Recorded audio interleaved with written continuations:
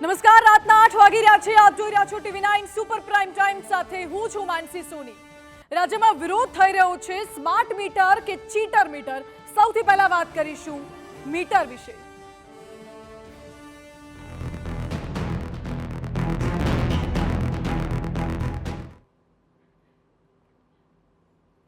મીટરની માથાકૂટ શરૂ થઈ ચૂકી છે. સરકાર કહે છે સ્માર્ટ મીટર છે, પરંતુ લોકો અને વિપક્ષ કહી રહ્યા છે કે આ ચીટર મીટર છે અને આ મામલાને લઈને રાજનીતિ પણ શરૂ થઈ ગઈ છે. આખો મામલો આપને વિસ્તારથી જણાવવાનો પ્રયાસ કરીએ. સ્માર્ટ મીટરને લઈને પહેલા તો આ દ્રશ્યો આપે જોવા રહ્યા. વિરોધ થઈ રહ્યો છે, લોકો વિરોધ કરી રહ્યા છે. આક્ષેપ એવો પણ છે કે સ્માર્ટ મીટરમાં બિલ વધુ આવે છે. સામાન્ય બિલ કરતાં, રેગ્યુલર મીટર કરતાં સ્માર્ટ મીટરમાં બિલ વધુ આવે છે. બીજી વાત આપને જણાવી દઈએ, રાજનીતિ શરૂ થઈ ગઈ છે.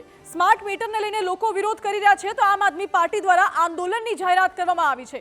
આપનું કહેવું છે કે સ્માર્ટ મીટરને લઈને અમે હવે આંદોલન કરીશું અને આપની આ આંદોલનની ચીમકીને લઈને સરકાર પણ એક્શન મોડમાં આવી ગઈ છે. ઉર્જા મંત્રીએ આ અંગે મનોમંથન પણ કર્યું અને બેઠક પણ ચાલી રહી છે. સમાધાનની કોશિશ પણ કરવામાં આવી રહી છે. મુખ્ય સચિવ સાથે TV9 વિશેષ વાતચીત કરી અને આખો જે સ્માર્ટ મીટરને લઈને જે આખો મુદ્દો છે તેનો ચિતાર મેળવવાનો પણ પ્રયાસ કર્યો.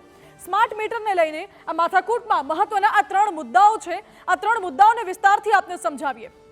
સૌથી પહેલા તો રાજ્યમાં ધીરે ધીરે સ્માર્ટ મીટરનો વિરોધ વધી રહ્યો છે. સૌથી પહેલા વિરોધની વાત કરી લઈએ.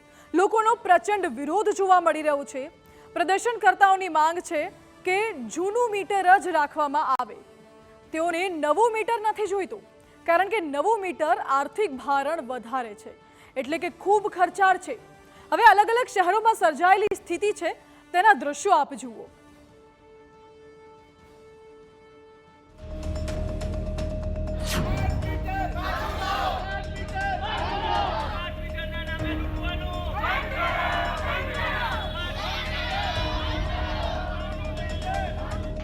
છેલ્લા અનેક દિવસથી સમાચાર અહેવાલોમાં અમે આપને સતત બતાવી રહ્યા છીએ કે રાજ્યભરમાં કેવો સ્માર્ટ મીટરનો પ્રચંડ વિરોધ થઈ રહ્યો છે. જો કે તંત્ર દ્વારા લાખ પ્રયત્નો કેમ ન થઈ જાય, પરંતુ નાગરિકો જાણે કે ટસના મસ થવા તૈયાર નથી.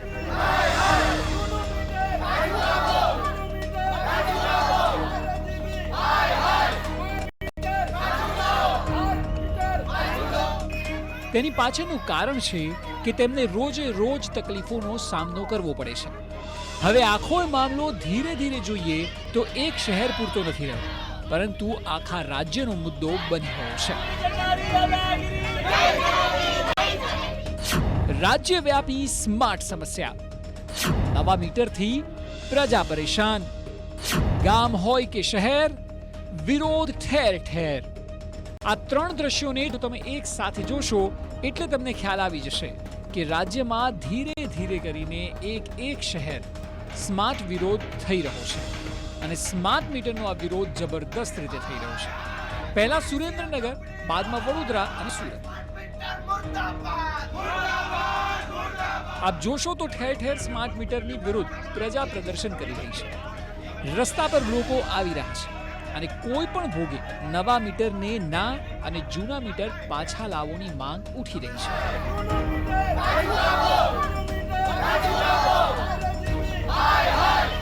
લોકોનો આક્ષેપ છે કે નવા મીટરને લઈને વધુ બિલ આવે છે અને આર્થિક બોજો પુષ્કળ તેમના ઉપર પડી રહ્યો છે.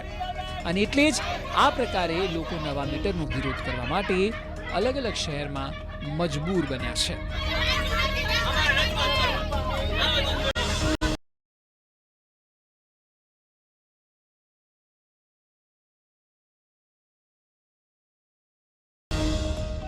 લોકોએ સ્માર્ટ મીટર સામે રીતસરની બાયો ચડાવી છે. મીટરના વિરોધને લઈ સ્થાનિકો અકોટા સબ ડિવિઝન ઓફિસમાં રજૂઆત કરવા માટે પહોંચ્યા હતા. અહીં જૂના મીટર પાછા લગાવવાની લોકો માંગ કરી રહ્યા છે. માંગના સંદર્ભે સ્થાનિકો એટલા રોષે ભરાયા હતા કે લોકો MGBCLની કચેરીમાં ન માત્ર હોબાળો કરવા પહોંચ્યા હતા, પરંતુ કચેરીમાં લાઇટ, પંખા બંધ કરીને વિરોધ નોંધાવ્યો હતો. મહત્વનું છે કે ભારે વિરોધ થતા કચેરીમાંથી તમામ અધિકારીઓએ રીતસરનું ભાગવું પડ્યું હતું.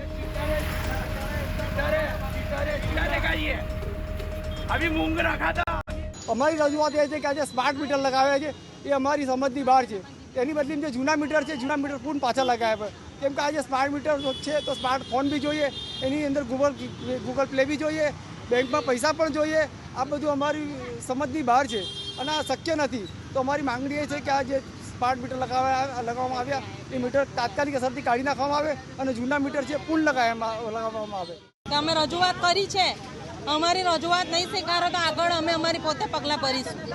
અને સ્માર્ટ મીટર નથી જોતું અમને અમારું જૂનું મીટર આપી દે. સ્માર્ટ મીટરની કોઈ જરૂર નથી અમારે સ્માર્ટ બી બનવું નથી અને સ્માર્ટ સિટી જોતી બી નથી અમને અમારા જૂના મીટર પરત કરે. જ્યારે જૂના મીટર નાખ્યા તો પોલીસને તમે લઈને આવ્યા હતા નવા મીટર નાખવા, કેમ હતા તમે પોલીસના બોલાવો છો? અમે રજૂઆત કરવા આવ્યા હતા ને, શા માટે તમે પોલીસના બોલાવો છો? અમને અમારા જૂના મીટર આપી જાય ને. તો આ તરફ સુરતના વેસુ વિસ્તારમાં પણ સ્થાનિકો સ્માર્ટ મીટર વિરુદ્ધ રીતસરના જંગે ચડ્યા છે. જો કે અહીં 20 મીટર વચ્ચે એક ચેક મીટર લગાવવાની પણ વાત તંત્ર દ્વારા કરવામાં આવી છે, પરંતુ લોકો કોઈ પણ ભોગે સ્માર્ટ મીટર હટાવવાની વાત પર અડીખમ છે અને કહી રહ્યા છે કે તેમને નવું મીટર નથી જોઈતું. જૂનું મીટર જે હતું તે જ બરાબર હતું, કારણ કે નવું મીટર તો ખર્ચાળ છે અને લોકોને તે પોસાય તેમ બિલકુલ નથી. સાંભળો. बैलेंस हम अपडेट कराते हैं, 300-400 रुपए गुम हो जाते हैं, कहाँ जाते हैं? 3 दिन के बाद पैसा कटता है, लेकिन उसका मीटर का रीडिंग जो अपडेट हो रहा है डेली का आ नहीं रहा है. ડીજીવીસીએલ અધિકારીઓનો વિરોધ કેમ, મીટરનો વિરોધ કેમ? 20 મીટરો વચ્ચે એક ચેક મીટર લગાવવાની બી કામગીરી કરવામાં આવી રહી છે. મીટરનો વિરોધ એટલા માટે છે કે કોઈ ડિસ્ક્રિપ્શન જ નથી. કેટલા પૈસા કપાય છે, કેટલું તમારું જૂનું કપાય છે, એ કોઈ વિગત નથી અને ડબલ પૈસા કપાય છે, કોઈ એની જાણકારી જ નથી અમને લોકોને. જે રીતે જોઈ શકાય છે કે સ્થાનિક લોકો છે તે વિરોધ કરી રહ્યા છે. જે સ્માર્ટ મીટર લગાવવાની જે કામગીરી છે તે કરવામાં આવી રહી છે અને 20 સ્માર્ટ મીટર વચ્ચે એક ચેકિંગ મીટર લગાવવાની જે કામગીરી ડીજીવીસીએલના અધિકારીઓ જે છે તે કરી રહ્યા છે. તે વચ્ચે છે સ્થાનિક લોકોનો જે વિરોધ છે તે પણ હજુ જોવા મળી રહ્યો છે. થોડા દિવસો પહેલા જામનગરમાં પણ લોકોએ બરાબરનો વિરોધ નોંધાવ્યો હતો. લોકોનો આક્ષેપ છે કે જાણ કર્યા વગર જ વીજ મીટરને લગાવવામાં આવ્યા છે.